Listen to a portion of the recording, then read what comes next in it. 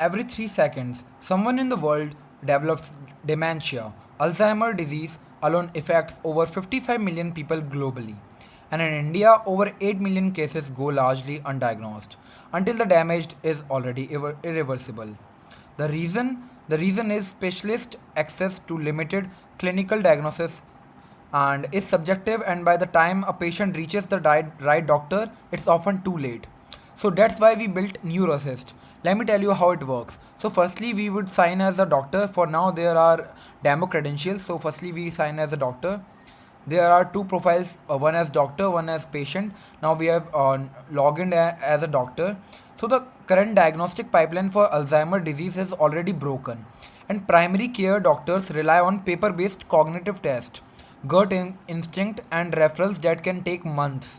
So there is no intelligent clinical tool that sits between the junior doctor and the specialist. Something that can flag high risk patients in real time and right at a point of care. So this gap is where NeuroAssist is live. So now let me show you how it works. So it is a early stage Alzheimer disease detection AI where where, as you can see, here is our dashboard. In the dashboard it is a dashboard of doctor. So in doctor dashboard you can see the total assessment, patient registry, and high risk alert and system integrity. So this is how it is right now. And like this is the past record of the patient a doctor could see. And here in the analysis hub you can see we have like already some patient registered which I have earlier registered. Now I would register someone new. So let's suppose the patient name is something like that, random, and his date of birth is something like this.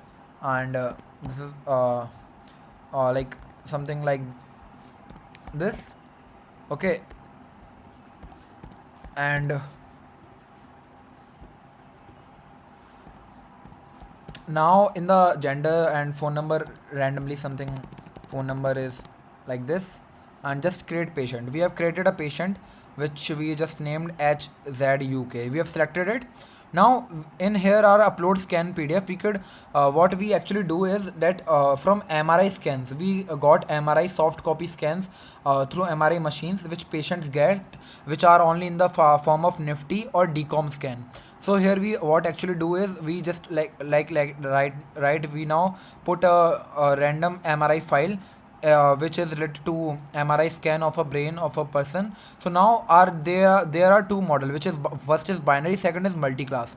So in a binary model we have around 87% accuracy, and in a multi-class we have around 71% accuracy.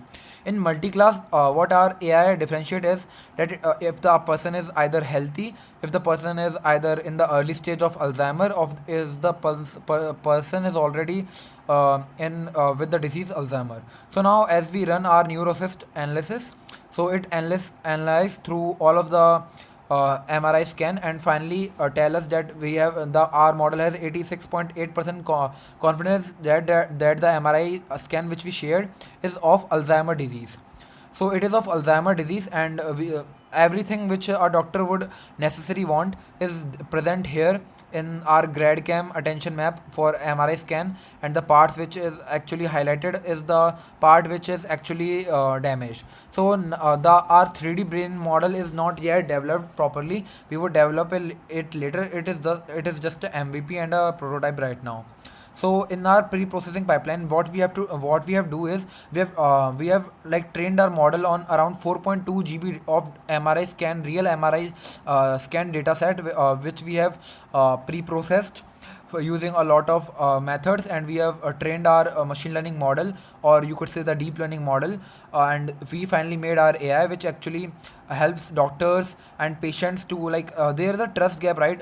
Why would someone trust AI on before doctors? So in that manner we could see that we have also given a option of clinical review where we have provided the profile of a doctor. So firstly doctors would use it, and whenever a patient the doctor has a patient MRI scan, he would use it to verify, and if the MRI scan is right and judged by doctor in a real time, so he could just accept it and it would be accepted, and on the basis of the accepted or rejection our model would train at a real time too. So this is how it works, and we can see the patient registry. Here we have our patient we have, which is HZUK, which we just made. So let's go back, and this is the assessment log. This is the system analytics, where we could see, where doctor could see how much his patient are of, like 80 plus, or what is the section of the ages, and like everything, how much validation latency it is there, and confidence spectrum.